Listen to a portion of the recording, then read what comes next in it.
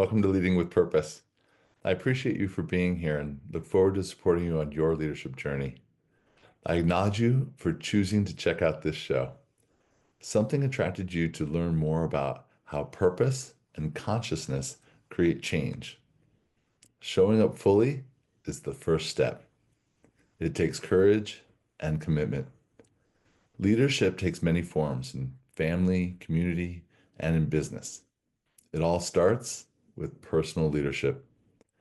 The mission of this show is to inspire meaningful change by showing up fully, stepping into leadership, and fostering a shift toward greater awareness and connection.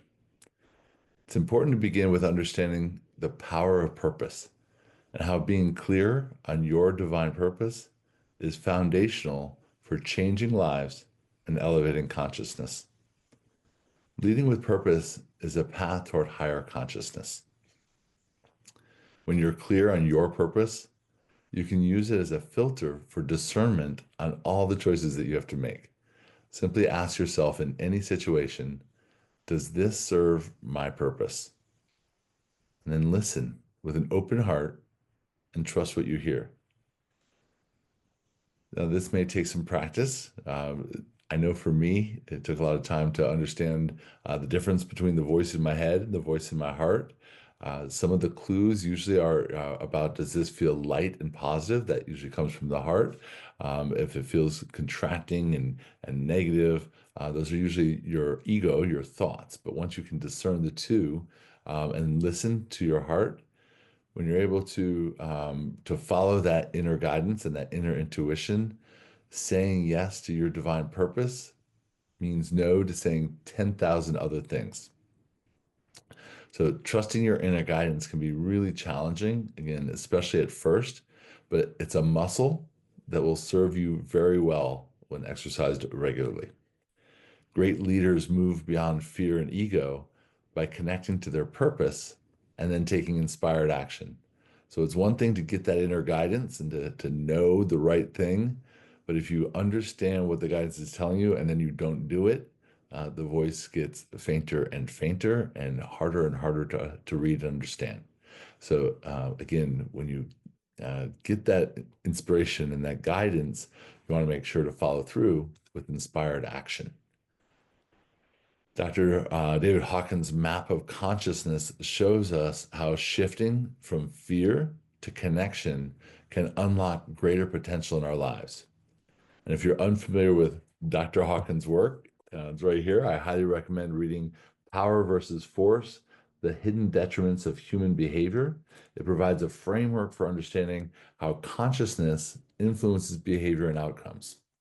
And Hawkins suggests that we strive toward higher states of consciousness, emphasizing the profound personal and social transformation that arise from living in alignment with truth, love, and integrity. How does that feel to you? What could some of those profound personal and societal transformations be? Hawkins' map of consciousness is a scale from 1 to 1,000 that quantifies human awareness and emotional states. It distinguishes lower levels like shame and fear, marked by negative constructive energy, from higher levels like love and peace, which are expansive and empowering. The pivotal point is level 200, and that's the level of courage where consciousness shifts from a destructive mode to a constructive mode, which fosters personal growth and obviously a positive impact. Now, that should be our minimal goal for humanity, at least 200, at least the level of courage. And I'm going to be talking a lot about my theme for 2025 is courageous curiosity. So we'll talk a lot about curiosity in the episodes coming up. But really, 500 is the level of love. And ideally, we're aiming for love and above, right? Hawkins also explains that another benefit of elevating your consciousness is that it elevates the consciousness of humanity as a whole, and especially the people around you. So the people that you're spending the most time with, of course, you want to be around people that are also trying to elevate their consciousness, which elevates yours. So it has this compounding effect. by you working on your consciousness. In fact, that's one of the major realizations that I've had in working with consciousness and having a vision and a mission to elevate human consciousness, is that elevating consciousness is an inside job. It's not my job isn't to help elevate other people's consciousness. It's elevating my own, elevates others. So this is even more reason to be intentional about our thoughts. René Descartes, the father of modern philosophy, famously declared, "I think, therefore I am," reminding us of the undeniable power of our thoughts to shape our reality. We've all heard of The Secret and the law of attraction, and there are different varying thoughts and ideas and understandings around this.